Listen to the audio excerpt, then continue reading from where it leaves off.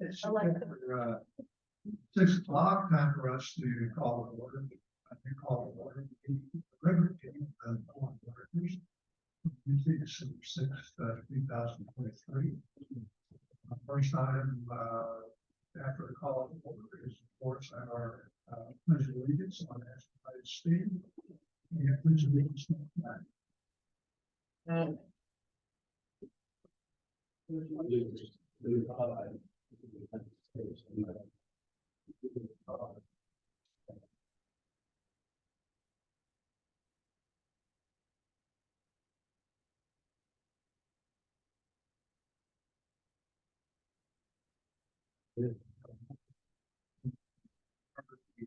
So our attorney, I'll be right back.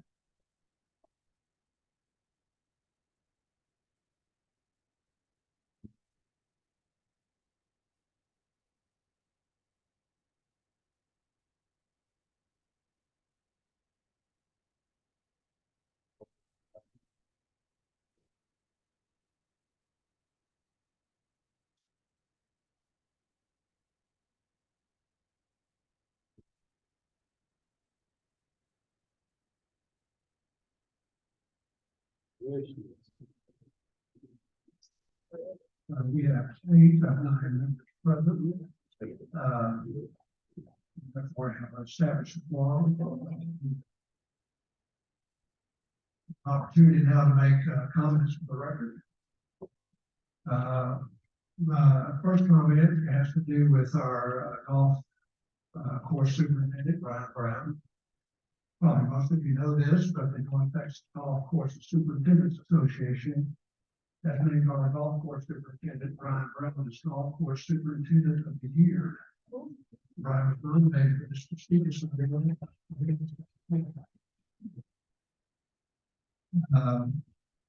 Brian was nominated for this prestigious award by Dan Bush, our community manager, by Lauren Weaver, our golf professional. I'm sure that Lake Kiowa golfers all agree that Brian and his crew do an outstanding job to keep our course in top condition. What Brian has done is even more remarkable, considering the number of rounds played on our course year-round. Congratulations.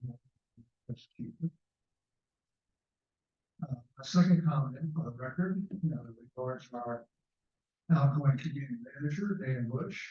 Tonight's meeting of the board of directors is the last regular meeting that Dan will attend as the community manager. So 12 of his part centers on our executive. Dan has served Lake Kiowa in many ways over the years, including as a board member and president twice in a row. Dan is now ending 2 years as community manager, effective December 31st.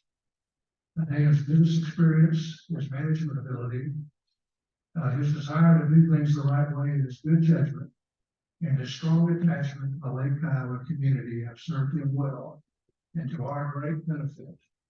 We here at Lake Kiowa owe Dan our thanks and our recognition for a job well done. So thank you.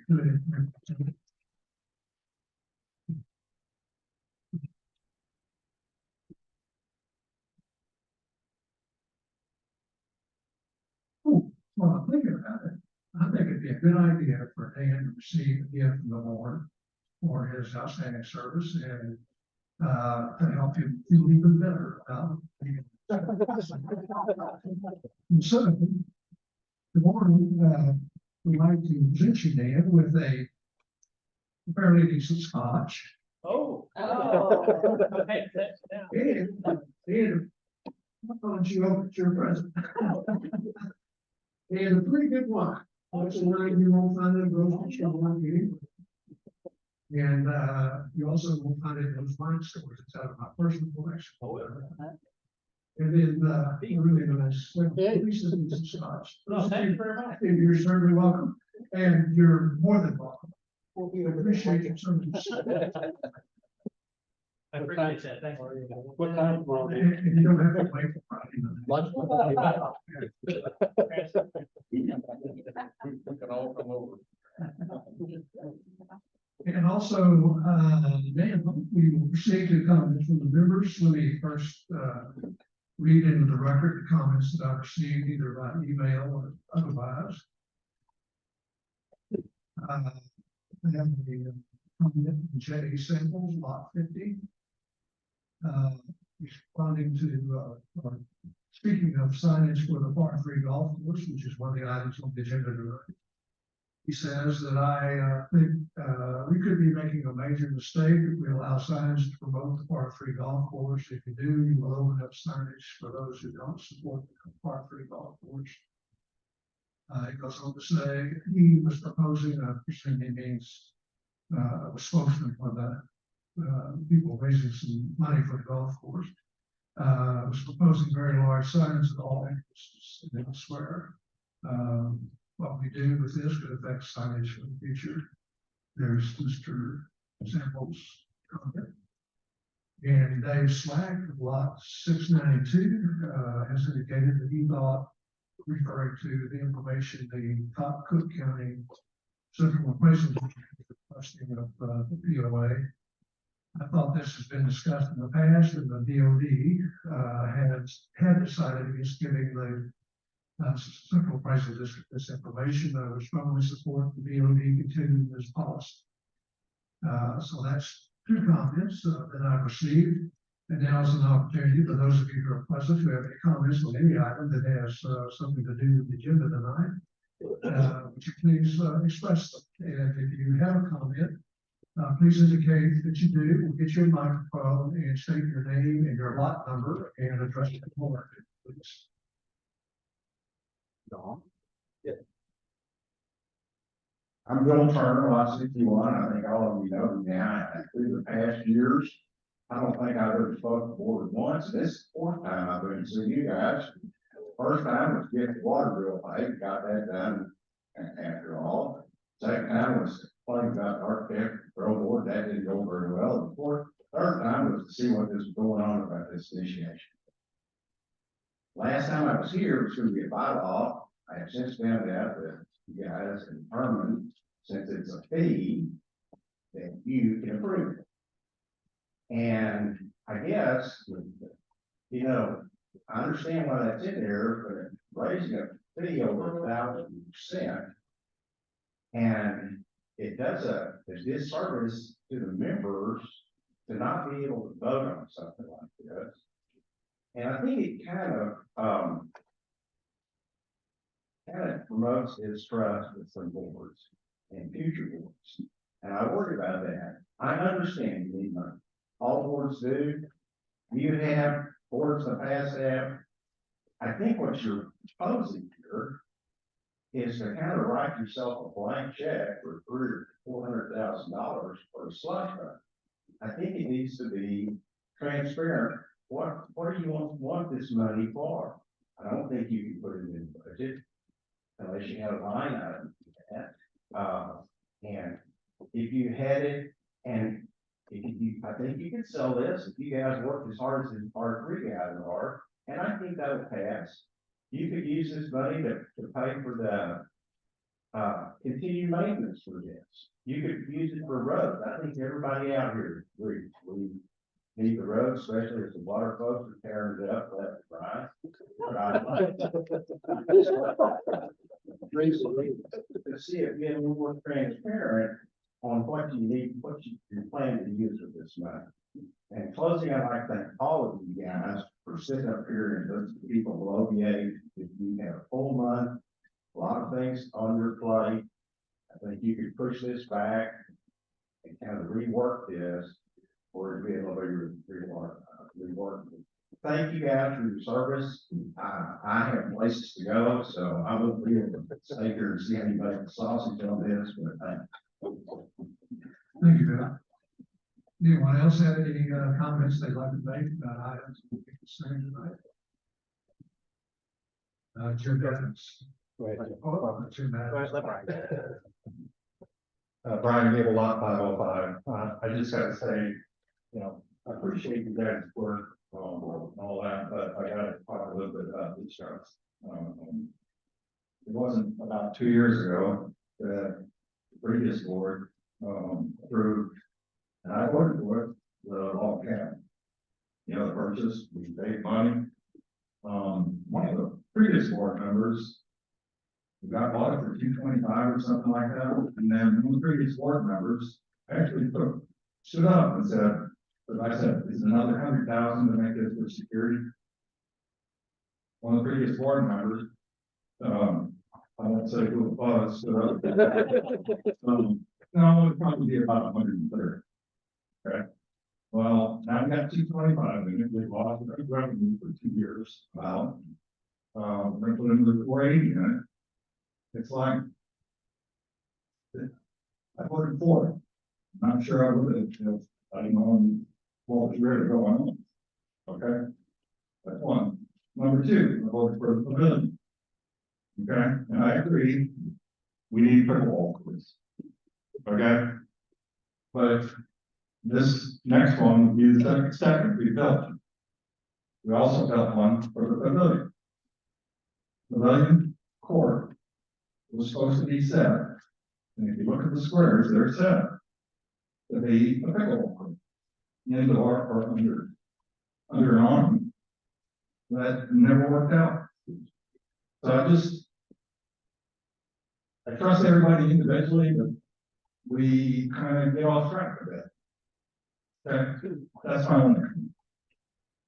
All right, thank you very much. And, you need 2 minutes, that's not. Well, first, let me say, I agree with what Bill Turner said earlier too. I don't think you guys should just be imposing this new initiation fee without going to a membership.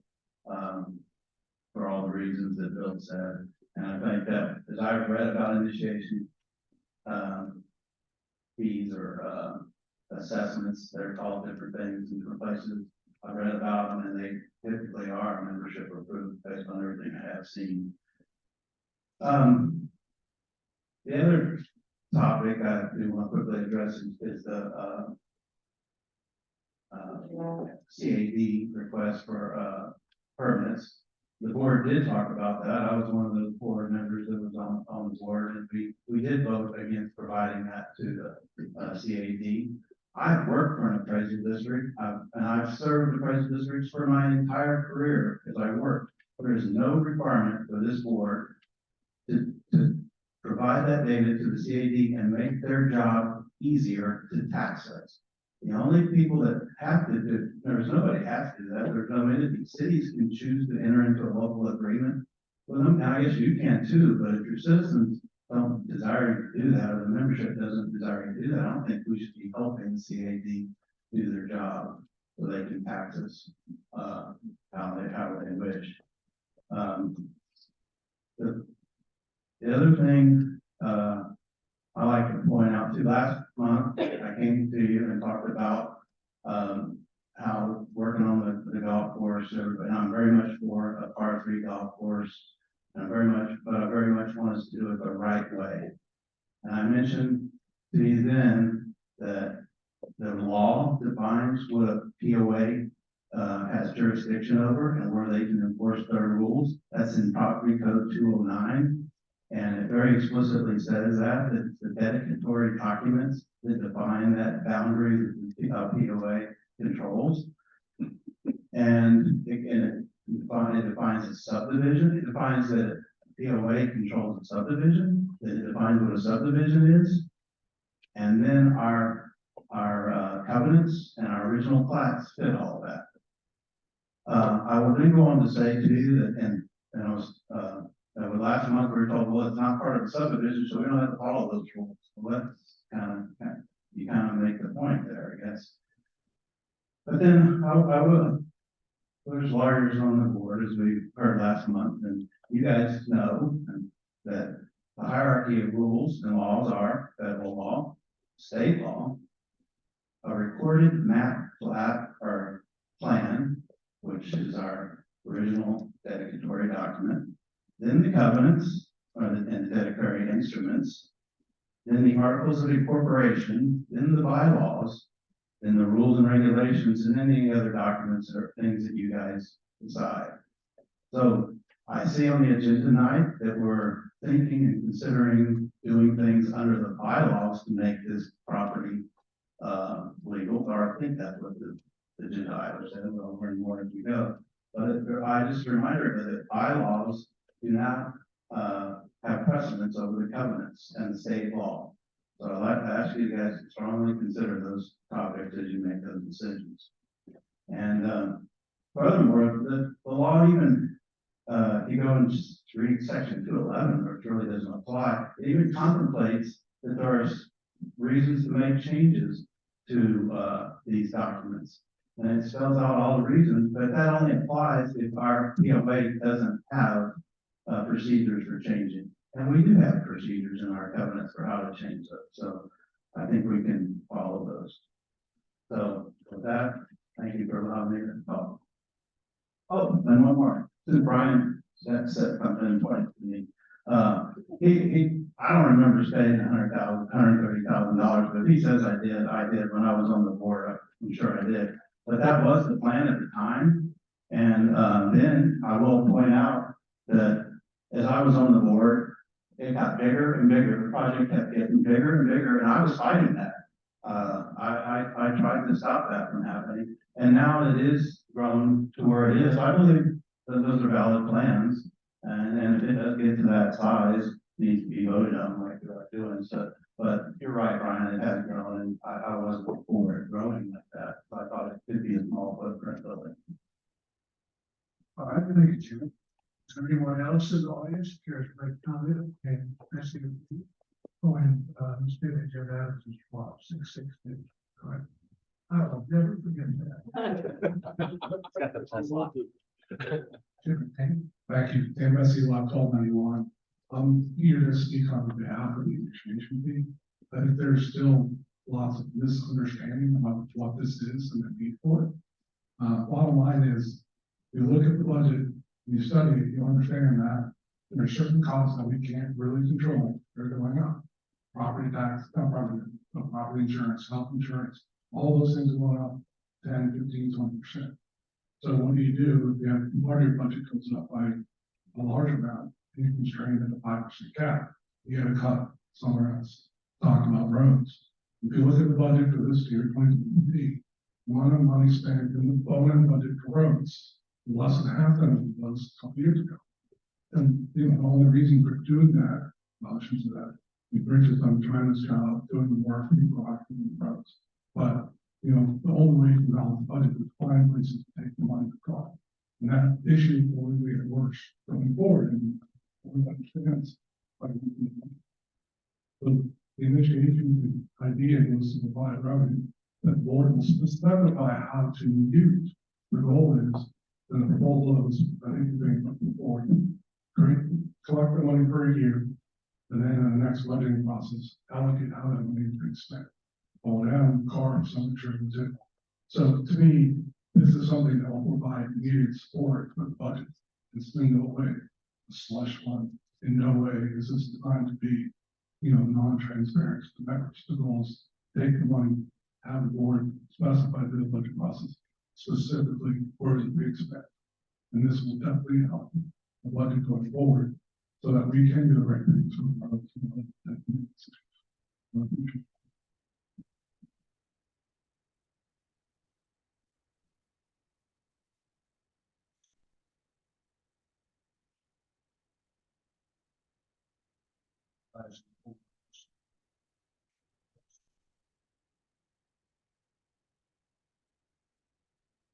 Pretty much present to care to make a comment before we proceed to the next item of business. Before we can proceed to events. We have 20 minutes to and by the way, those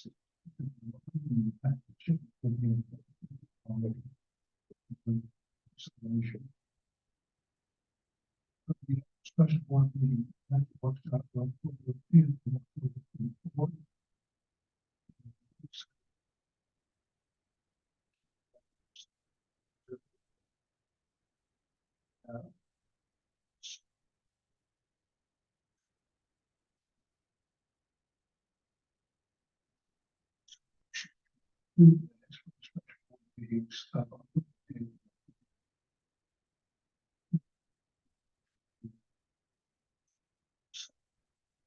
Those in favor, indicate by raising their hand. Opposed?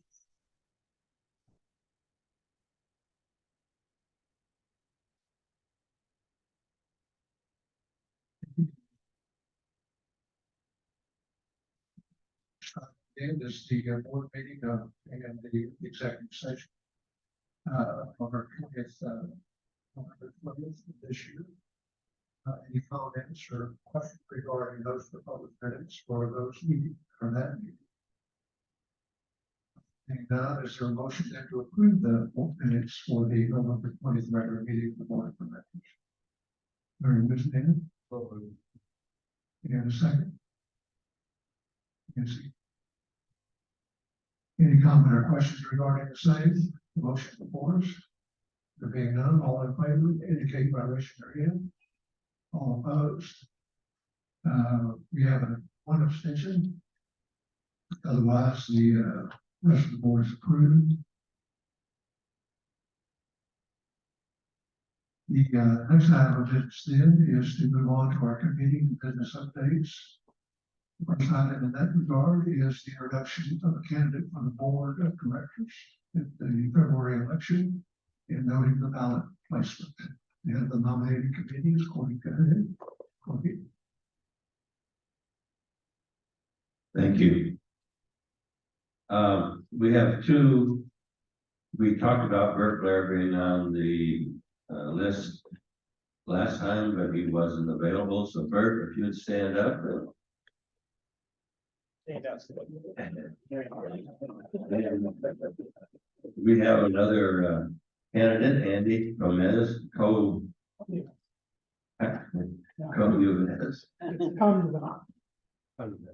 Say it one more time. Uvas.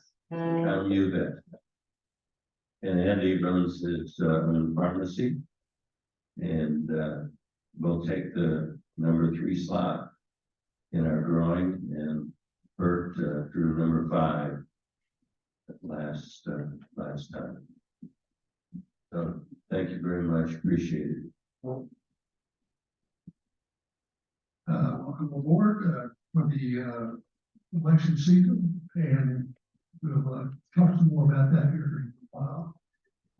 The next item then is to review and if possible any changes, and I'm supposed to present that, but I have none to make. So we'll move on to the next issue, which is the review and the possible approval of the new member initiation fee. Some of you, I believe all of us have received, and it's in our packet, and some other information we received from the Ways and Means Committee regarding this. The only question that's ever seen I've come up about this is whether it's going to be a quote, an assessment, unquote, or fee. Meaning whether it needs to be voted upon by members or whether it can be imposed by board vote.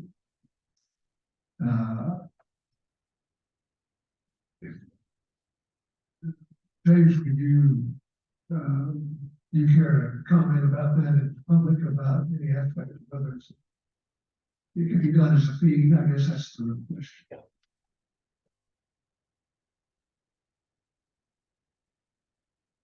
I think that as we discussed previously, that the way it's being proposed is to specifically make it a fee that is outside of the definitions of the assessment. Right. Thank you, James. Anybody care to comment or discuss the matter at this point before we get further? John? Just have a couple of things on the proposal. Do we think that the term dues need to be defined? And I think we all know what that means, but just, whatever shows up on your bill basically each month. But I wonder if that could benefit from some refinement on what that term means. And then on the final paragraph on the proposal about if an existing member is under basically part of an LLC, LP, or trust, just to potentially stave off any confusion about what that means. Wonder if we should say that at least one property member is a member of the LLC, a partner partnership or in a district to trust? Or do we want to make every member of the LLC or every partner? Or is it just one? I just think there's an issue that could come up. As if anyone wants to invest from outside the community, this could be an issue that with maybe a little bit of thought now could save off some potential issues down the road.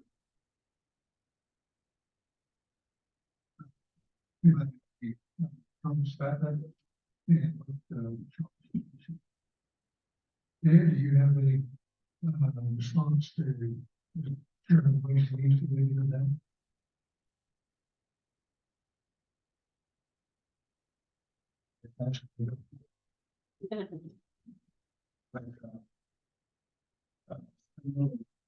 There's some copy of what was provided to the board. That was put in under kind of additional kind of information. It was really was designed to address some of the questions to the members. I think Leslie McElroy brought it up last time.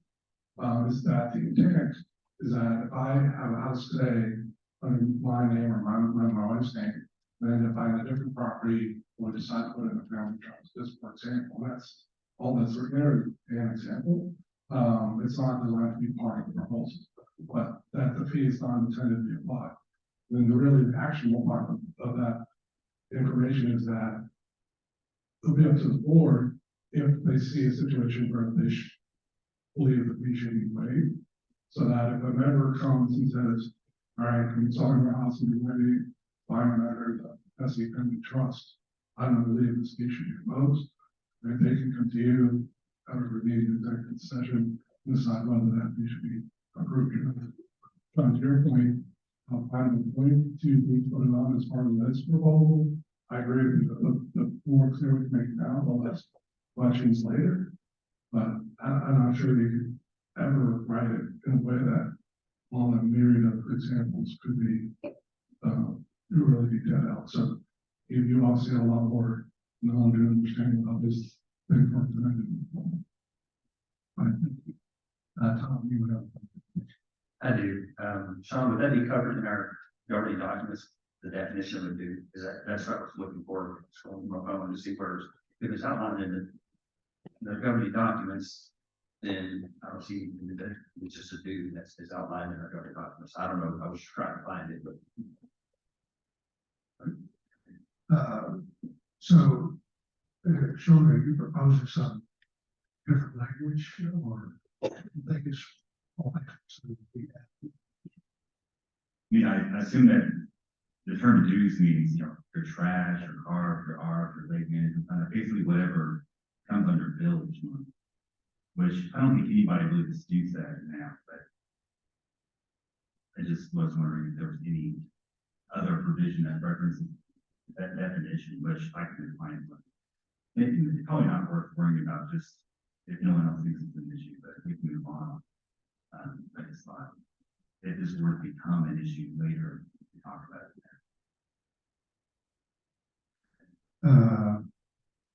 Tom, do you have any suggestions or are you okay with the language? No, I was simply just looking to see if the dues were defined in our governing documents. I haven't come across it yet as I'm in Berlin. You have to let me know. Just a comment. The other large fee that we have is the constitution of 2 lots. And I understand that one because that's the homeowner or the member that makes that decision if they want to constitute 2 lots. In this case, none of these are member decisions.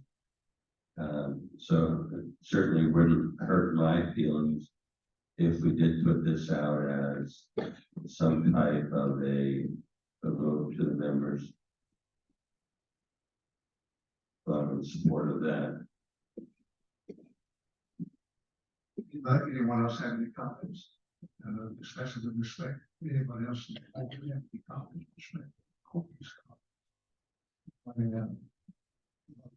Do you think this would make it on the next ballot? Yes, we could make it on the next ballot if we wanted to as a referendum of a proposal and put it in there and have it voted on. We don't have to, because fees are allowed to be approved by the board. But again, it's a large enough fee, a $380,000 fee roughly. It's large enough that our members do not have a choice, and a good portion of those members would be paying that fee if it's negotiated that way. They don't have to. So I just think it would be prudent for the trust or transparency of what we're doing to get the support of the members. Anyone else have any comments on that aspect of this matter? I think it's such a common, as we found in our research, it's a common thing to have this initiation fee, whatever you want to call it, whatever your governing documents call it, whatever neighborhood we looked at. This is a common thing. We need the money to continuation of the Dan's point. I'm not going to try to reiterate it as well as he did. I don't see any need to delay it. Larry? Is there any decision here that's weighed by whether or not, the property that you're talking about here is sold as, sole owner versus sold as trust? I mean, is there a timing issue? I think the intention is, and based on what I've read from the Ways and Means Committee is that the very first time a person purchases property or community, some other, the very first time they purchase property in Lake Kiowa, they pay this initiation fee to be imposed. But for those people who aren't members yet, and if subsequently the person who, any of us who have property inside the POA and want to sell it, and buy another property inside the POA, there would be no fee. And if you converted your interest in your house from your personal ownership to an LLP or a family living trust or something of this nature, the member in each of those entities have to designate one of them as a member. If that's a previous member, then that person would be able to principal do something.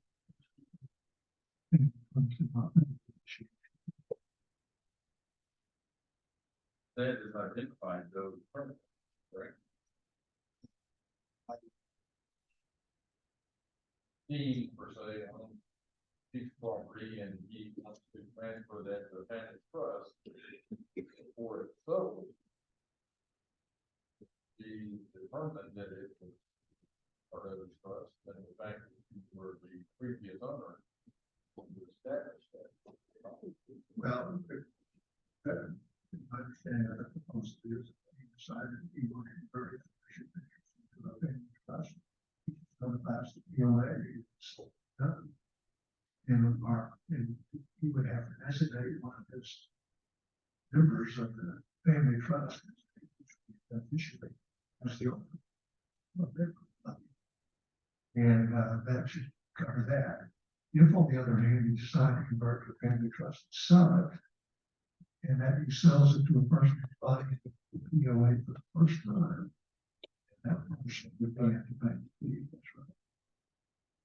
It's also true that when the fee is imposed, and I've talked about this before in the board, that, you know, somebody coming here to buy a house for the first time, they negotiate with the seller about who actually pays that fee.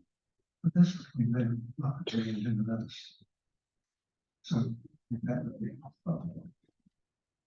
so I think maybe the thing to do here is to see what the feelings are about whether we should and if we're going to have a fee for an initiation fee, that we do it there by vote or by 5 of the members, by vote of the board.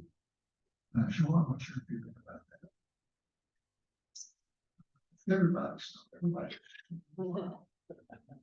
I do think it could be a board decision, just like any other fee. I do wonder if we just waited 1 month, maybe get a little more community feedback, because I don't know how well, I mean, this is obviously publicized for via constant contact, but I haven't had a lot of discussions. I just wonder if we should just wait 1 month to see if there's any additional feedback from the community and be able to make a more informed decision. But I do think it could be important. Thank you. I think it's ready to be voted on. That's board action. I also think it's ready to be voted on. The board needs to discuss this part of, right, while outside of the conversation here. Okay, thank you. Steve? I agree. And I agree. Nancy? The initiation fee not only came from the Ways and Means Committee, but it was also a discussion from the Long Range Planning Committee over the past several years as to, as we look at things going forward, how do we pay for them? And because it is impacting a non-member, not a member, I think it's certainly appropriate for the board to vote on it now. Marty? I think I've already expressed my opinion. You, Larry? I'm for voting on it now, but at the same time, I understand what Sean's talking about. I think just looking at it from a transparency standpoint, to put it off for a month and ask for a vote of the POA, I don't have a problem with that either, so. Most of the things that you would become effective until about April first. So there is time if we wanted to delay a decision until the January regular meeting. Let's take care of that issue first. Is there any motion to delay the question of the vote on the imposition of what I'll call an initiation fee to the next board meeting? Is there a motion to delay it to that point? All right, we have a motion there. Just reconsider the matter in a second from Larry Bushman. Is there any comment or questions that anyone has in regard to letting the vote until the January meeting? If you don't further discussion, questions.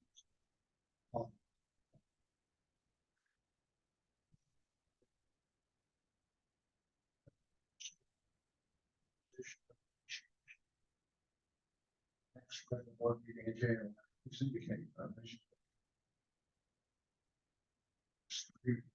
All opposed? The opposition has it. We'll go ahead and make the vote on imposing the initiation fee at this meeting to be effective on April 1st. Yes. As part of that, have we established the fact that the fee itself is going to be 1%, 2%, something? 12 months, says that. As proposed, Larry, it is for 12 months dues. Right.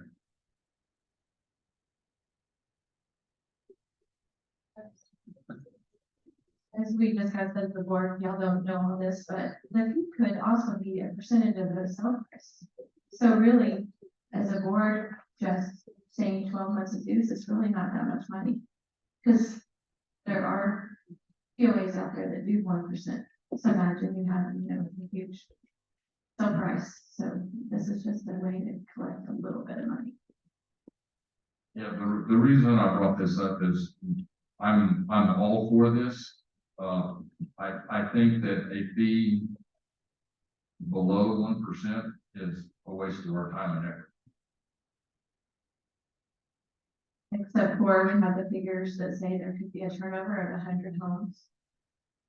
100 times 12 months of dues. There's enough money to help pay the roads. Pay for, the differences between the budget that we fight. I've seen it one time that you're going to continue to fight. If it's a fee, it's one time, it's over with. It's not going to affect any current members.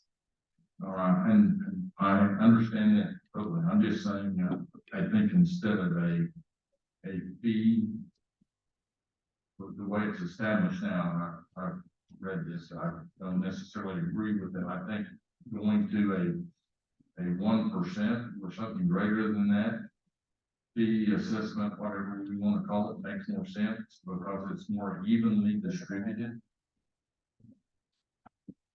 I think if you do the 1%, definitely has to go to a community vote. That's a lot of money. You could talk about $1 million home and that's something that definitely have to be discussed with the community.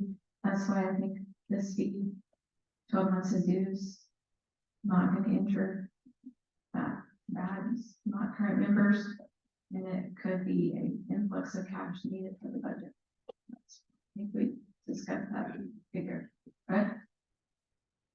Yeah, so I remember last time, and I don't remember exactly who it was, presented why the discussion went from 12 months of dues from a percentage. But then was that you want to talk again? Yes. Speak so well. Yeah, I mean, Dan, if you give us some idea of the differential on what that amounts to, the average sales price out here, I know you guys have looked at that. Yeah, absolutely, thank you. So there's been a lot of discussion about percent of sale price versus fixed amount, when year's dues. And to Briggs' point, meaning some houses here, right, we've seen them get sold $2 million plus. So that would be, say if it's sold around between 25 minutes, it's $25,000 fee. And that's 50% more than the biggest stand out of the lot, the constitution fee. So some people liked it, because houses are selling from a board that pay more, the houses sell less, pay less. The average sale price, when I did the math on this, which is May through July or August, sales was around $550,000. So this fee in 1 year's dues, would be roughly 0.75%. So it's a little bit less than 1%. Obviously, that changes in recent house prices and what the dues change. So it's roughly 3.1%. The point you made earlier, before taxes, based on this year's budget, would be about 7% additional revenue to the POA. So that's a significant amount. But if you look at the money we spend on the road, for example, this year between O&M and what's it called, it's roughly the same amount of money we don't. So this is a reasonable fee. So saying, so that's how we ended up saying, let's make this certain 1 year's dues. Don't worry about what you're going to do. So you're on the forward, calculate the fee. And it's easy to understand correctly. This question I have here is, if we're limiting fees and there's pressure on us to do that from year to year, are we not potentially penalizing ourselves? I don't understand the question. So there's always a chance in the future to change how the fee's calculated. Maybe then it goes to a community vote, maybe it's, I don't know, whatever, I may not be on the board. But, you could change it, but kind of this is like the starting point. And I wish Bill Little was here because I'm supposed to be standing on the boulder right now, making sure that this gets done. Y'all understand what I'm trying to say? It is important to, it is a way. We looked during the budget meetings to try to figure out a way to get extra cash in here without having to come to the members over and over with increases. This is a way that doesn't affect the current member. And it's not like you said, it's not that people that are going to sell their homes over and over. I've sold 5 homes out here. This is, 5 homes in 18 years. It doesn't affect me. I'm already in here.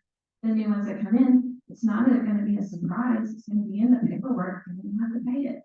They're going to pay it. There's a lot of nice clubs that cost way more. Go look at, Rock Creek or any of the area clubs.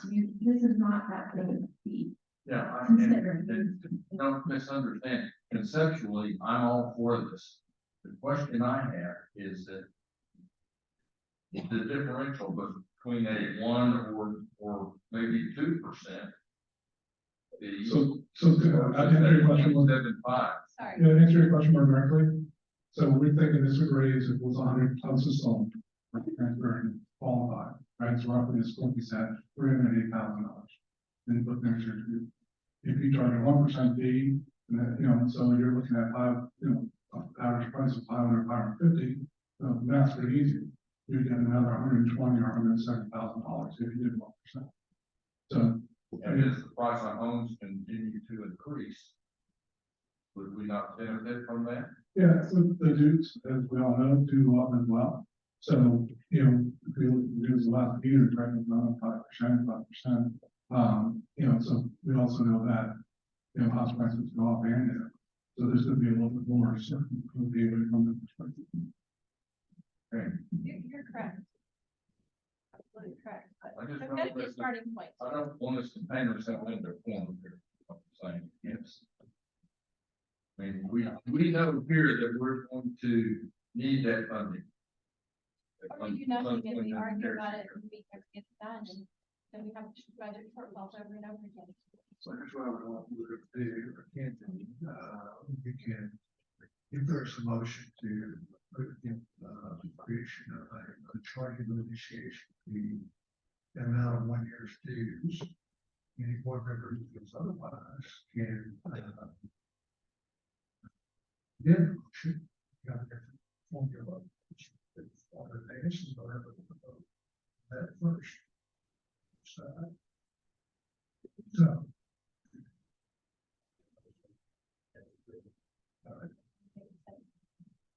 so exactly how that's it. 12 months dues. Well, that really tells us that. Would you like to read that proposal? Let me make a suggestion. I'll ask, if there's anyone who wants to make a motion to change.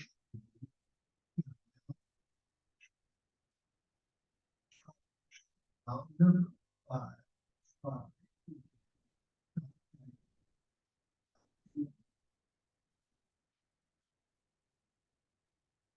Then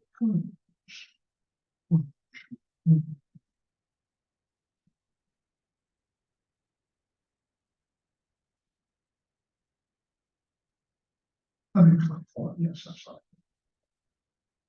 Well, does everybody understand the motion as, that I'm asking you to make? Okay, so that will make the motion. Okay, I'm stated that made the motion, and it's there a second. Bree has seconded.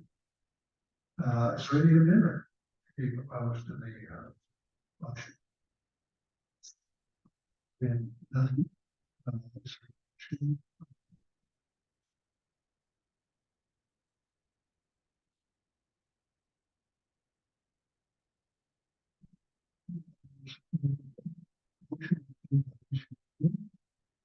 All opposed? Abstention?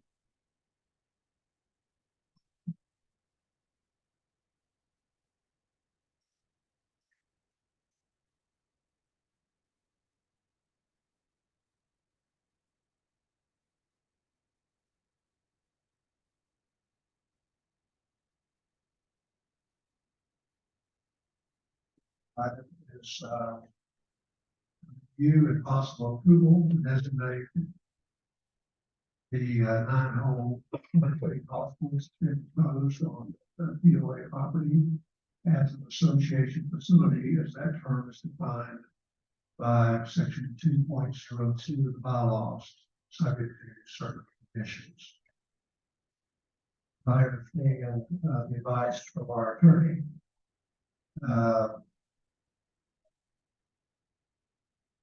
The property that's not commonly known as 52 acres belongs to POA, and that the POA can build facilities on that if they are considered to be association facilities. That I can expend money on that property. The money is being expended for association facilities. Is that the correct statement, James? I believe that is correct. It is likely that by spending the money, it becomes association facilities automatically under the bylaws. But I think the intent of this was to make it clear that the intent of this project was to create association facilities, which are therefore there for the use and benefit of the members. So it's just kind of affirming, if you will, the intent of this project if it is to go forward.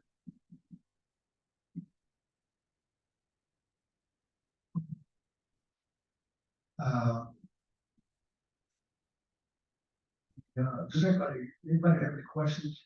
Any member, board member have any questions for James about, or any questions about the concept of this association facilities? All right. Make a motion, so future funding or approval.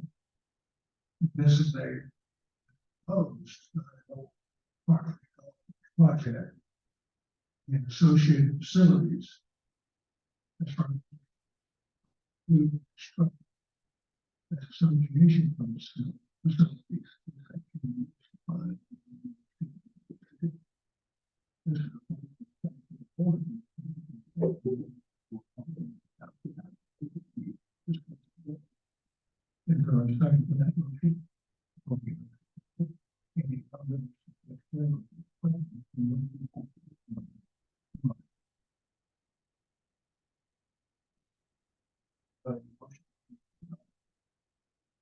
Office.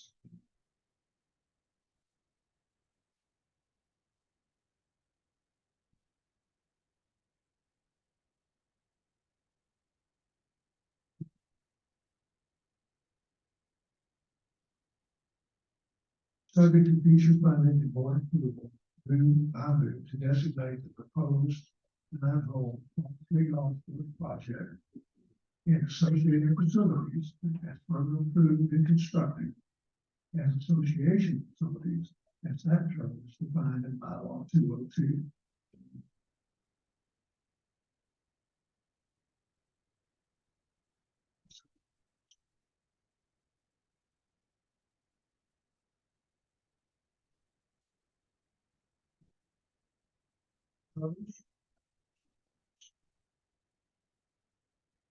The next item of business then is to discuss and possible approval designate coming to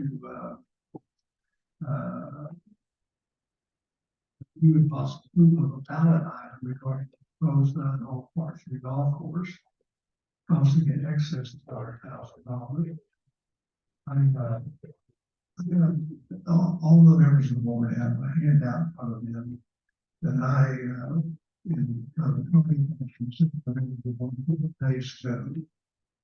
And I have a revised version in my hand here. The old reservation or the revised part of it is the attorney's legal opinion, but also be included in the communique on January 1st and February 1st before, and just as the vote begins.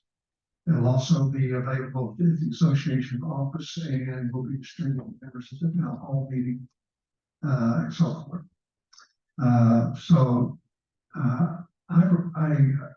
This is different than what has originally been proposed.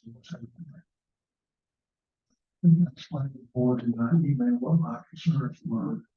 And so I have proposed an explanation which is lengthy, but the explanation nevertheless details with very much specificity the various bylaw and other citations that support the ballot that's proposed, how we get there, why we get there, that sort of thing.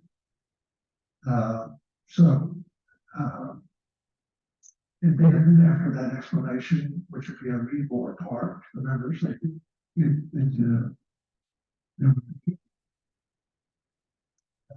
question, it would be you would answer this question. You in the title you would say 4, constructing and maintaining a 9-hole par 3 golf course as an association facility, something we just talked about, costing more than $400,000 if fully funded by money donated to, approved and accepted by the Lake Kiowa Property Owners Association for that purpose. That property commonly referred to as the 52 acres. As I mentioned to the members of the board, this solves a lot of problems. Number one, it lets the members vote on the issue of association facility. It also they vote on the expenditure of more than $400,000, which, as the explanation shows, is actually POA money. Even if it is donated, it's still POA money. And if we accept it and prove it, it's POA money. So if we're gonna spend it, we have to have members approval. And the specific, ask the members if they approve, that specific expenditure of more than $400,000. And lastly, conditions to expenditure on. I'm not the other, but I'm not to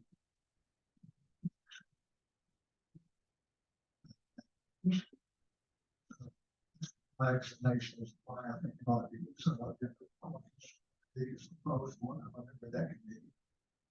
Sean Taylor has proposed it's just slight change or, Lucas committee point in there, what I have proposed. So, complex. I have to do that. So let's have some discussion about how we want to proceed. Larry, care to comment or have anything to say about it? Okay. Only that I mentioned to you in that first sentence doesn't sound quite right. The golf course on the 52 acres to pay for. Should that not be to be paid for? It should.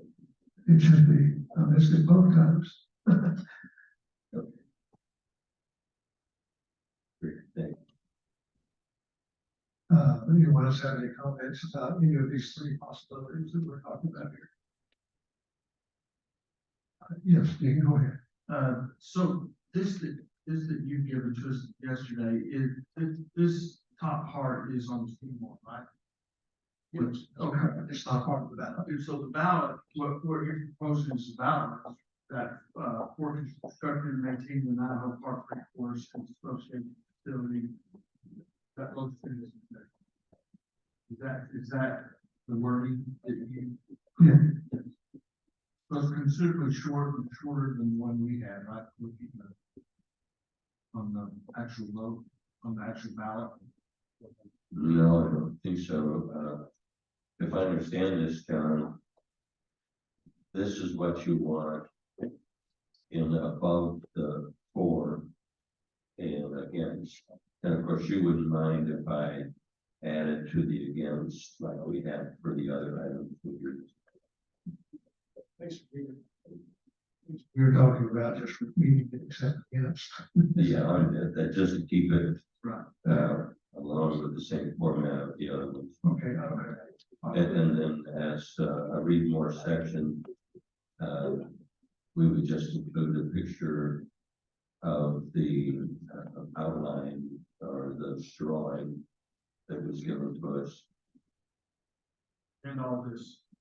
Now, that's in front of the 4 now. Pardon? I think that's too much. Well, Yeah. I mentioned that also that this could be simplified and then we could have read more with some of that in there. But I don't think John agreed with that. So I mean, it's well written, it includes everything. It's just not the same way we've done the rest of the ballot. The rest of the ballot, we put a more of an abbreviated thing up there, before and after, read more. But I would be interested to see what some of the other board members thought, but I'm just afraid that if we have this kind of legal, I think a lot of the members will not read all this and just get frustrated and vote no. That's what I'm reading. But it keeps talking about how we have to be transparent. There it is. Right there. I don't mind being transparent. I just, when you wanna, if you wanna know more about it, you can just read more and all that comes up. Well, that's what I'm talking about. I'm not sure what you meant about the, maybe I just. Perky was telling me you would go above the read more and this would be the actual, but John, I believe it's just talking about putting more.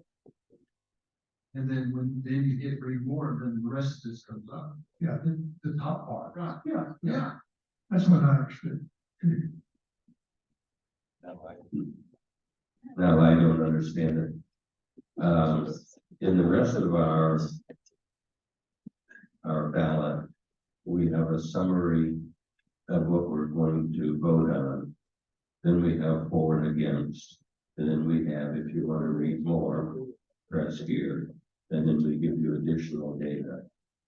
This is all in 3/4 of a page, all above the read more, the way you have it here, as I understand it. And you don't have any in the read more section. You could put this in the read more section, but, that really, when I wrote this, that's kind of what I was thinking, that you'd have a ballot there, and then you'd say, if you want to know more about what this means, here's the justification for all these questions. I think, Okay, I don't have any problem with how it might be arranged, but I would have a problem not informing the members as I have proposed, because it specifically tells them how we get to where we are when we ask them the question. And the member then can go to bylaw 102 or 7G, 7103Q rather, or read the minutes that refer to inform themselves of all the ways we get to this question that they care to do that. So that's why I wrote it that way. And I know seems legalistic, but we've had lots of discussion over the last few months, actually, and have all kinds of questions asked about, well, can we do this? Can we do that? And so my effort here was to try to explain yes, we can do this, and this is how we get there. And so that's why it's as it is. That's basically it. Worky, if you read that, if it read, just for constructing and maintaining the 9-hole par 3/4 as associated facility costing more than $400,000. James said that he would like to have that actually in the yes portion of the vote, or yes, no, the 400,000. If fully funded by money donated to, approved and accepted by Lake Kiowa Property Owners Association. You've got it all right there, right? And then if you want to read it, you hit, and then his proposal that comes up. You follow what I'm saying? I follow what you're saying, it's just You don't like that? well, it's just changing the format of what we have for everything else. With Well, the, could you just keep your format and what you put before it? Put this in, and then just put this section in the read more instead of what we had. I'll draft something up and send it to you for comment. No, we have to make a decision by December, because that's the day it goes. I think we're making it a little bit harder than it has to be. I think what we want to do is put in the format that you've had, put a brief summary, the language that John provided above where it starts the vote, the language for the vote, goes in the read more, and then you have your vote language. I think it's just like everything else. I think we're just kind of getting, I think John wants to make sure that this information that he provided is in the read more. I think that's where the confusion is. Everybody thought that that's what the ballot wanted to look like. So it's your summary, the vote, like, yes or no, and then the read more that John provided, all the language that John provided goes in the read more. That's exactly what I did. Okay, I can take care of that. I will make that motion. To adopt this as ballot and the read more. Bear in mind that there is a slight change I indicated, added a communique as a place we need. So it's slightly what's in your packet. I'll show you. I'll pass it to everybody. So this is the one we're going to be talking about. I want you to know it's slightly different. Okay. Okay. So you move in to approve this ballot question and this is read more. Right, in your format that you had. I agree with you. Okay, I understand it. All right. All right, so we have a motion then to adopt this ballot question and this ballot question modified to in the against part that basically repeat to show you. And the remainder then would be, part. Right. We asked our motion. Everybody have any question about what the motion is? Why do we have a second for the motion? Oh, go ahead. You need to add the B back in the first sentence again that we talked about. Oh, okay, yes, that's right. Yeah. Okay. Is there a second then to the motion? This proposed, makes a second one. Any other comments, or questions, or statements to be made by any member of the board? There being none, all in favor of adopting this ballot language, indicate by raising their hand. The motion, so the, motion carries.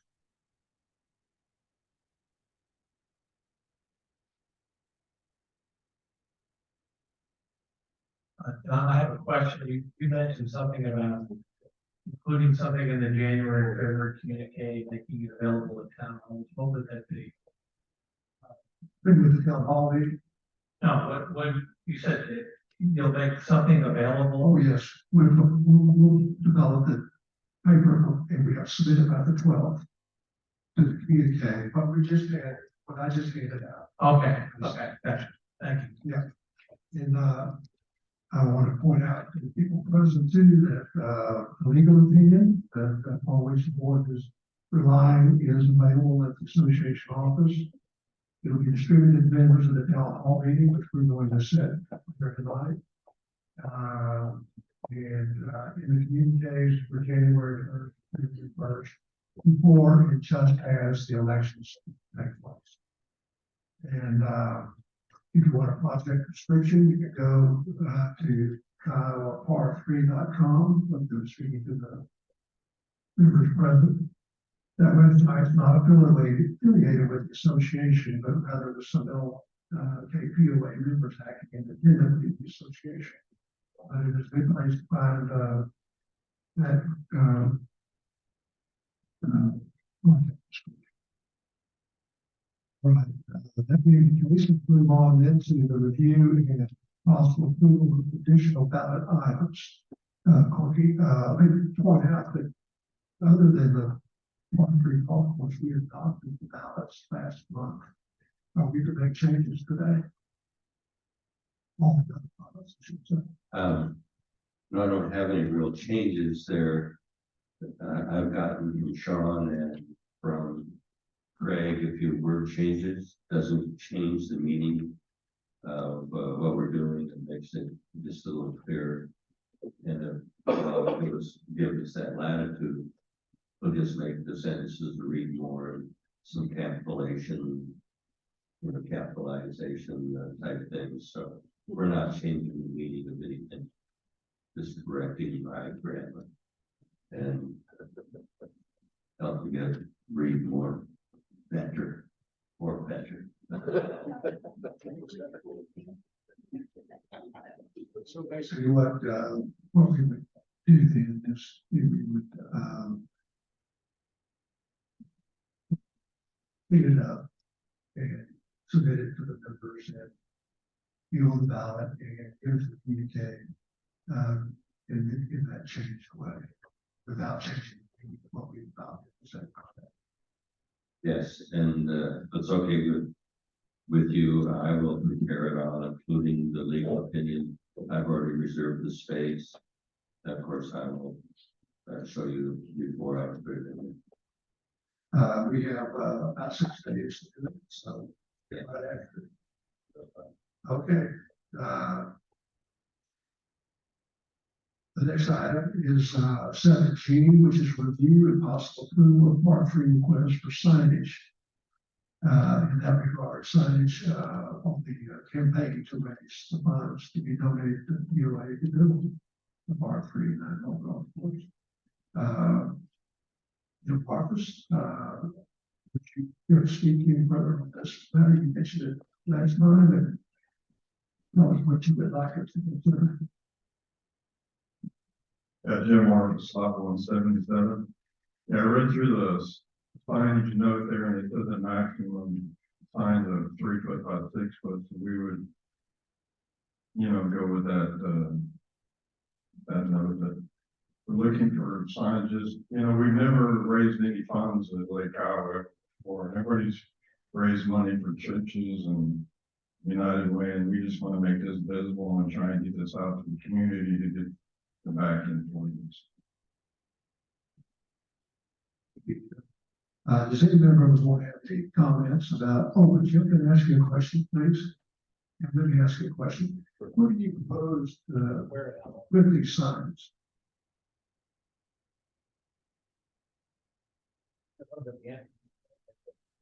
Yeah, my proposal is to put them at the front and back entrance and also at the driving range.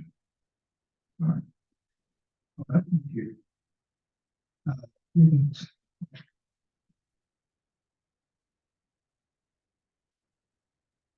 Do think it's important that we follow our governing documents and think do our governing documents speak to what kind of signage we can have.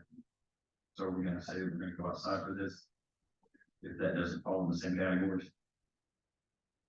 Well, I think we are bound by our bylaws. If the question is how you characterize it, so that if it has some bearing on which bylaw applies, you that. I know we looked at this last time, but I'm trying to find it again. I know if it's a vote, then you had a greater latitude for when you put signs up. And how many days before? But did that speak to property owner's property or POA property? I'm not sure. That's what I'm trying to find. Most of all, the sign rules all apply to individual property.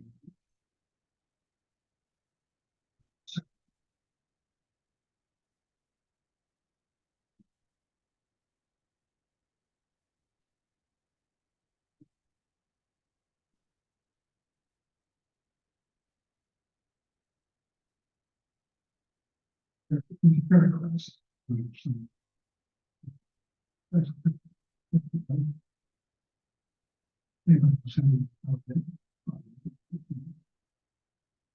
If the community votes for the course, and obviously it's funded, I just wonder if it's a little premature, given that the fact that he hasn't approved the course yet. And to Mr. Sample's point, I mean, a lot of people that show that these things are for the course, but I'm sure there are people who are against it. And I don't want, you know, next month somebody saying, well, I want to put my opposing sign up there. And we just get into the kind of a mess that I think we can just wait to see what happens in February or March 1st. And then obviously, if it's voted on, we want it to fund it. What we don't want to do is just pure, maybe taking the side at this point because the community is ultimately going to make this decision. Thank you, Sean. Rudy, you have any comments like about the sign? I actually kind of agree with them. Unfortunately, I think also it does kind of sway a vote if people could see the money's being raised to them. And so I could see the people that are trying to use the sign would want the signs out there. Honestly, I've not thought about ones like that, and it could be a little premature. Thank you. Matthew, you have what you like to say? Nancy, do you have any comment? I agree with Sean. I think that you're setting a precedent and you're pushing an agenda and we're actually asking the members to be fair and vote. So I think that's that transparency that we're talking about. All right. Just like you and Sean as well. So, you could do several things, but one of which is to table this question till, March 9th, 2024, because that would be that long. That would be about March, sometime in March, after March 3rd. Before.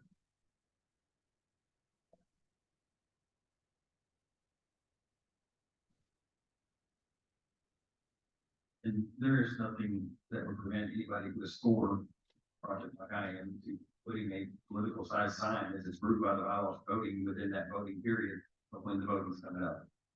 So it would not be so you could have signage all over the place in people's yards. It's a voting thing, if somebody wanted to do that.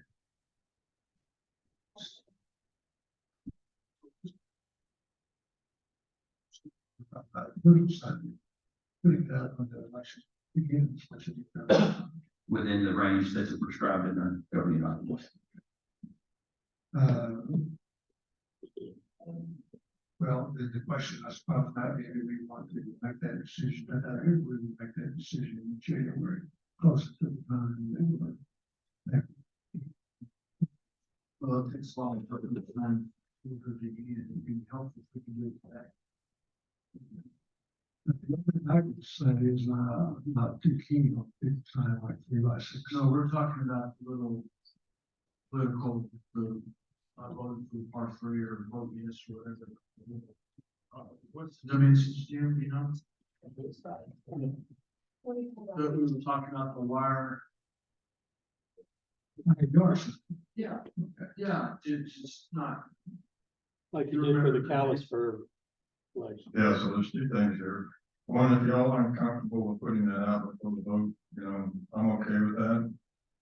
Second thing is, you know, political signs, I read that, you put them up 90 days ahead of time and 10 days after, so if that's on a person's personal property, you know, the board has nothing to say about that. So, you know, Yeah, so it doesn't need to be. there's no vote to do that, so I was just asking, you know, I'm okay with, y'all wanna wait. Unless the board determined that that wasn't. Yeah, it had. I think we're talking about two different things. Right, we are. We're talking about, you're going. Reading the bylaws, say vote for or vote against. Really, the bylaw, I think, we're clear. And we're talking about a big sign out front, right? I don't know, I don't think that's permission. Right. So actually, right here, if you talk about yard signs, I don't see it says voters, bylaw, or establish that. Well, I think everybody knows that was the ask, is that we put the big signs up, so I think we need to vote on that matter, and I think everybody's got a consensus ready to vote on that. Vote on the question whether or not we should put the big signs outside. Yes, that was the original ask, so we probably need to vote on that. Okay. All right, I'll take that as a point of order, and exactly that. The request has been made to put signs, as Marcus described, at various gates.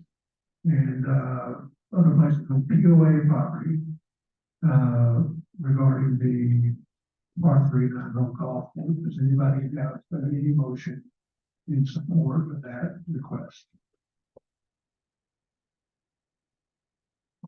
Being done,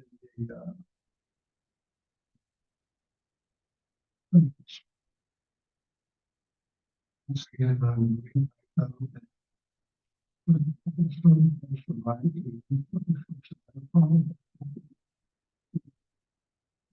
our position on the also the once the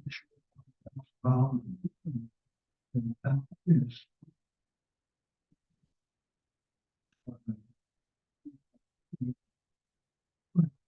circumstances so that is both that it's on the agenda. Motion. The next item of this is the pickleball presentation. I'm not sure who's making that presentation.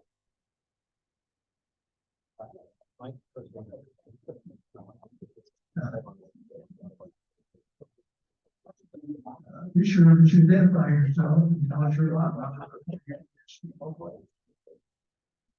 My name is Mike Burton, lot 641. I'm Jay Thompson, lot 1632. Lisa Pope, line 2630. I'm the current president of the Lake Kiowa Pickleball Association, and these are some of my board members. And we thought that we come here tonight and kind of educate the board about pickleball and pickleball society that is here at Lake Kiowa. We've been to several board meetings and realized that we really haven't seen any of you guys out in pickleball court. We have seen Larry at several meetings, but he has a good understanding of it. We just want to make sure that you guys understand kind of where we're at, kind of community pickleball. The game is really just played with a paddle and a plastic wiffle ball. You need a court that's 20 feet by 44 has a net in the middle and you're ready to go. So it's not terribly complicated, and I think that's really why it's so popular. And it started out, a long time ago, like in the sixties, but it has really spread nationally, internationally, and it's very popular. You can play indoor and out, and it's very easy to learn. You can be very competitive with very little skill and with very little physical ability, and we're all proof of that. But nationally, there's about 48.3 million people playing pickleball. That's just in the U.S. Many more internationally, and it continues to spread. You guys have it on your handout. There's about it is the fastest growing sport in the U.S. for the last 3 years running. It's not slowing down. It's continuing to overtake some of the other sporting events. It's getting bigger and bigger, and that's certainly the case here in Ohio. Here we've seen it for about the last 8 or 9 years. When I moved here about 7 years ago, I started playing, and it's just really grown every year since then. Now we have a very vibrant, very active pickleball community here. We have a little over 200 people participating in pickleball here. A lot of these people also participate in pickleball outside of here. They live in Allen or some other HOA area, and they have courts there that they can play on. They come up here for their weekends or vacation time. They can play here as well. And we're playing on 2 very temporary courts that have been placed at the tennis courts over East Beach. We use bowling nets and some lines that are painted on top of the tennis court. And we've been playing there for these 8, 9 years.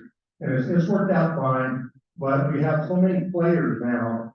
And it's not just pickleball, the tennis community is growing again as well. So they have a lot more players. We have a tremendous amount of players, and it's getting very crowded there. We want you to understand that. We constantly see players that will be playing, other people will show up, and they want to play with their family, anybody 4 or 6 people to play, but the court's already crowded. And they want to play with just their 4 or 6 people, but they can't. They get back in their car and they drive away, and they're not playing. And I hate to see that. I'd rather see them come out, mix with us and play, but that's not always what these people are looking for. Sometimes they just want to stick to their own, play with their 4, 5, 6 people, and that's it, but there's just not room. It's also causing a lot of wear. At the tennis court, if you're down there and look right now, it's in pretty bad shape again. It was resurfaced about a year and a half ago, and it's already pretty torn up. Even the rolling nets that we use, they roll back and forth so often that they're in pretty bad shape. We're getting them replaced right now, I believe. On the back of your paper, there's a bunch of the other HOAs in the North Texas area that already have pickleball courts, and so it's nothing extraordinary for an HOA or a POA to have dedicated pickleball courts, and ultimately, I think that's something we're going to see here. You guys have questions? We really want to keep this short and sweet. Kind of give you an idea of what's going on, but you guys have had an arduous agenda here tonight, so we don't want to be here too long. Well, I think everybody here, I think how the community recognizes the interest that folks have in pickleball, and I think pickleball courts are definitely in the future. I'm just speaking for myself, not this board or the future board, but we're very cognizant of it. As you know, we closed the RV park, and we've already discussed in an informal way that perhaps that would be a good location for a pickleball course. It's much larger than, it's a pretty large area, given the size of a pickleball. Put quite a few down there, and a lot of things are down there already.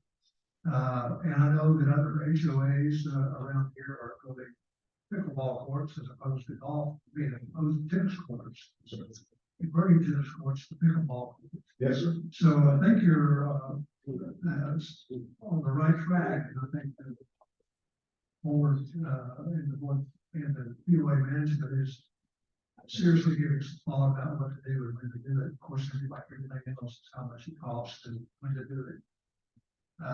So anyway, those are my comments. Anybody else have anything that mention to Parker Center this year? As a provider of the medical services industry, I support it. $500 million in medical injuries related to pickleball.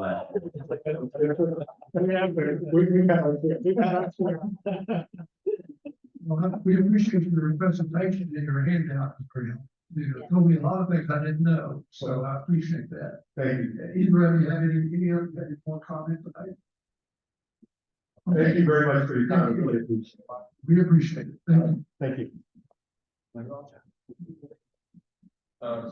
Yeah, in support of the pickleball association here, I'd like to ask that the board approve pickleball association as a subcommittee of the Parks and Recreation Group and an approved organization for really reservation purposes, similar to what we've done with the quilting bee, things like that. Well, that's not open for us, so as an agenda, we just have a presentation, but if you want to put it on next month's agenda to approve this group as a recognized organization. Yeah, we call it. That's, but I think we've already approved, haven't we? Chair Adams, yeah, we've already approved them as an association. That's why they get to use our facilities. Thank you.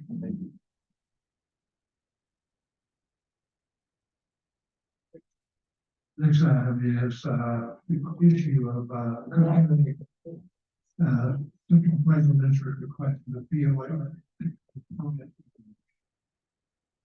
So I talked to the county, called me and asked me again, seems like every year or two, they call and ask for this information. I told them I'd bring it back up again. I know a year or two ago, we went through this. They had a long time inspector that was out here that retired, and so they have a new guy. If you see him driving around, he's hunting and pecking, looking for our building permits. He seems to find them all, but it just takes him a long time to find them. So what we've done in the past, we did it for a while, then we stopped doing it. We provided the county with the lot number and the permit type.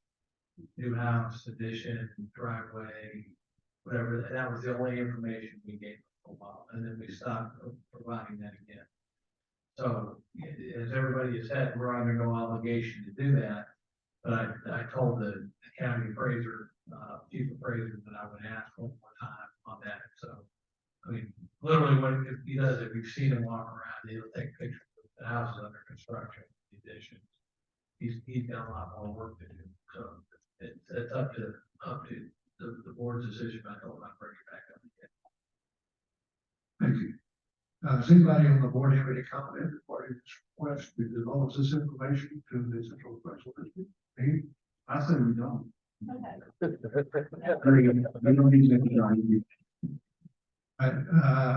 else on the board have comment? All right, we have a motion to deny the request to provide that information.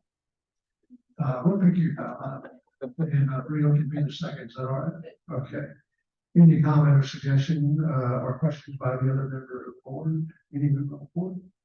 All right, I'll call the question. All those in favor of denying the request of the supervising district, please indicate by raising your hand. All opposed? The motion to deny that information is granted or passed. That's not like usually I say. The next item on the business agenda is to consider and take possible action on a town hall meeting in January. We typically do town hall meetings prior to an election period before the election opens.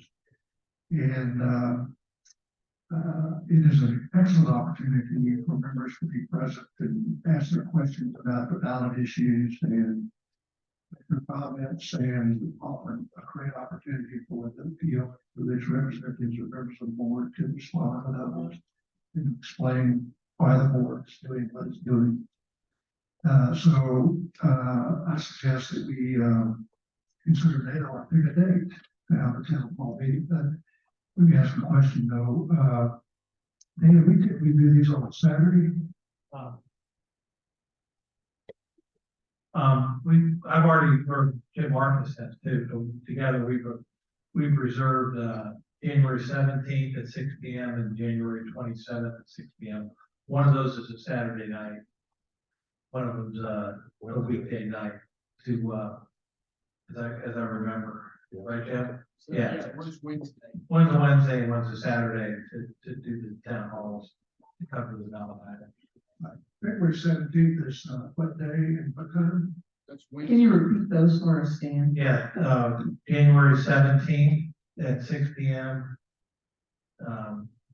Which is a Wednesday, and January 27th, which is a Saturday. So there's weekenders or people who want to come on Saturday night, both at 6 P.M. We got those 2 days reserved for this room. So does anybody have a preference between those 2 dates? I will note that one's much closer to the election period than the other. So you might want to keep that in mind.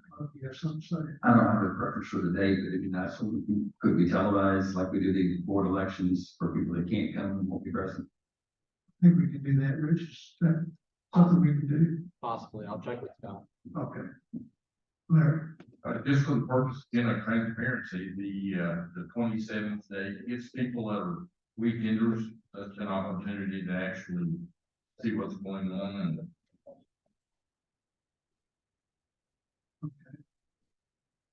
Do we have to have just one? Or can we have 2? That is 2, one's on Saturday. Okay, all right. I thought at first we were saying we weren't gonna do. I think you suggested 2.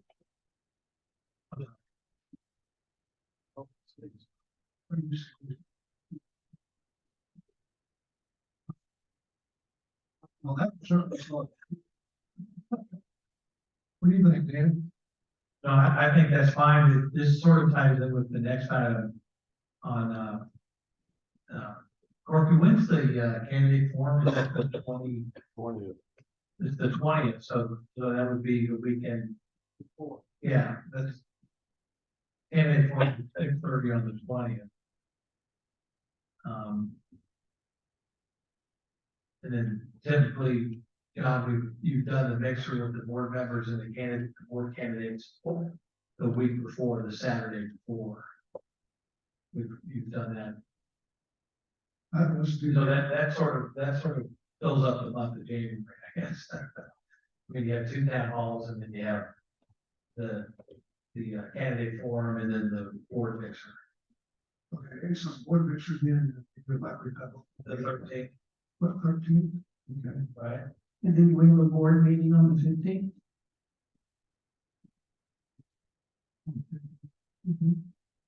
Yes, probably. That's our third Monday. Isn't it? Well, we're gonna be busy again. They got the mixer on the 13th, board meeting on the 15th. The candidate forum on the 20th, and then 2 town halls, one on the 17th. And one on the 27th. Maybe that's right. What time is the candidate forum in the? 6:30 is the candidate forum. The 2, town halls were 6 P.M., I think. In the mixer? On the 13th? We didn't have the time. Let me ask the members of the board. This is a mixer, of course. The board members. So, yeah, just can ask questions. And we can give them advice and tell them they should make a choice from it. So, is everybody on the board available January 15th at 6 p.m.? What day goes to 6? Okay. So, thank you. And Courtney, you want the POA to contact the candidates? I can do that. Yes, and, if you would invite the spouses as well. Yeah, yes, okay, sure will. Thank you. If there's no objection, we'll establish, town hall meetings on January 17th, January 27th, a candidate forum on January 20th. The board meeting on January 15th, and, the candidate mixer on January 13th. Is there any objection by a board member to establishing those dates for those purposes? being done.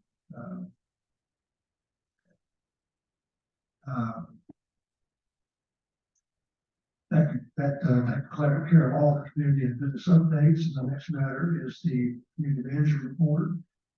We'll be finished with that and then additional business and somewhere along the line with the type break. They did go ahead and. The only thing I had for tonight was the approval for funds for demolition of the log home. Just to remind everybody, there's 5 lots out there at the front entrance, and the log home sits on 2 lots in between the other 3 lots that the POA owns. We own all 5 now, but you know, that was the primary reason in my mind to buy it, was we'd have 5 contiguous lots out front. We've been going back and forth with, you know, I got approval from the board to have somebody move it, and now just want the garage, which the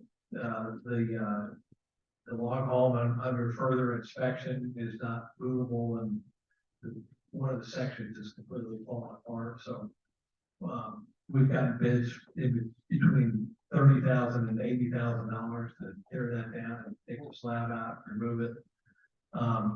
We think we can tear most of that down ourselves and just get a bunch of dumpsters and all most of it away. We may need some help pulling the septic out. As a reminder, you know, our carrying cost on that, taxes, insurance, utilities, etc., was over $10,000 a year. So that's been sitting there. So, you know, what I'm asking the board for is a not to exceed number $30,000 to remove the rest of it. I think it'll come in way under that, because I think we'll demo most of it ourselves. But we may need some help getting the septic and the slab out of there. But once the building comes down, we'll cancel the insurance, we'll do all that, so. Where would we dispose of the logs and the County dump? No, we'll just have our trash guy that does our spring fall cleanup, or same guy, he'll just haul it off. Would it be feasible to go ahead and do what we can do and find out what the cost of the rest? We could. I can get you a more accurate number. That's what you're asking. Yes, that's exactly right. Okay, I can do that.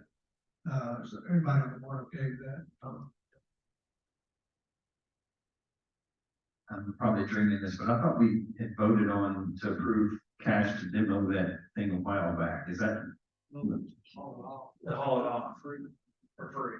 No, I thought we'd actually put the funds to that. We did not. Well, we talked about how much it would cost to do that, and then the board approved having it hauled off, but now I only want a part to haul off. But I can get you some more detail numbers on that. Good, let's do that. Okay, thank you. Okay, that's all I have. Okay, good. I have a question on that. What's your timeline? What kind of timeline are you looking at for demolition? As soon as possible. I mean, yeah, this is one of, so as soon as I can. I saw a pickup truck backed up to the log cabin today. Well, there's some things inside of it still, like washers and dryers and ceiling fans. We're starting to strip out some of the stuff inside. I'm just curious, I thought maybe the pre-demolition had started, now I found out that it did. Yeah. Okay. All right, next item on the agenda is for additional business. Does anybody have an additional business we want to consider? If none, we'll move on to comments from the members.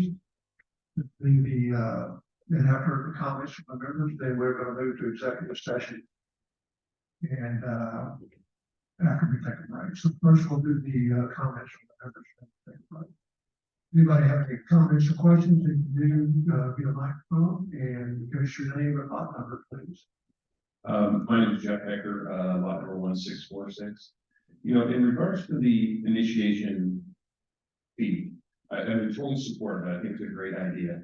But I would really ask you to back up and take a look at what we're pulling in from a revenue standpoint. I know the Ways and Means has looked at it, and they said 12 months worth. Brings in $320,000 or something like that. 1% brings in 500,000. 2% brings in $1 million. that increases your budget or your top line by $1 million a year. I would really urge you to step back and look at that before you make any further decisions on that. If it has to go to a community vote to get that 1 or 2%, I think it's totally worth it. Remember, this does not affect us current members at all, but it brings in between $500 to $1 million worth of extra revenue into our pocket. I'm not sure what the Ways and Means has done as far as gone outside and looked at what other places do include and what they charge coming into a new POA or HOA or something. I know some places in Florida are 3.5% to 5%. So I would just urge you to step back and look at it, because this is a great opportunity, get the revenue and take it. We as a community would love to have that as that access revenue. Just think about $1 million, what you can do with that for our community. Thanks. Thank you, Jay. Is anyone else in the, any of the group have a comment, Jim Adams? Thanks, Jim Adams, 666. I'll concur with Jeff too. I think that is a great way to raise money. But I'll go back to what I said earlier. I do think it needs to go before the membership. And I was thumbing through just because that's what I do. And you guys know I'm pretty good at researching the law. We may have a little difference on some of that that you voted on earlier, but I'm just checking the law. HOAs, management associations across the country, and I know that doesn't apply to Texas law, and I'll go look up Texas law, but every one of them says that it should be part of the governing documents. It should be part of your governing documents. In order to make it part of your governing documents, you need to have a vote. So it's just probably prudent to go out to a vote for such a serious fee. And then I will go back and comment on the other vote on the part 3, what you guys were voting on the $400,000 project. And there was something that was said in your language about, there's with no cost to the POA. And there's just no way this board or anybody that's voting on it can know there is no cost forever. I agree and I pledge money for the part 3 too. But there's no way they can guarantee maintenance fees for the rest of the life of that course. And so some of the point, the POA is going to have to deal with it. And if they don't deal with it, what are you going to do? You're going to get rid of the course, or you're going to have to raise fees to take care of it. And the other point is that money needs to be put into the R schedule, because it becomes an asset, and that becomes an obligation to the POA to put assets into the R schedule, and that's not being thought of. And so there are things like that, and that goes back to why there should be a covenant vote, which is according to law and according to our covenants, to make it part of the subdivision that we all maintain. Thank you, Jerry. Any comments from any other members present? Seeing none, we are looking to the 15 minutes.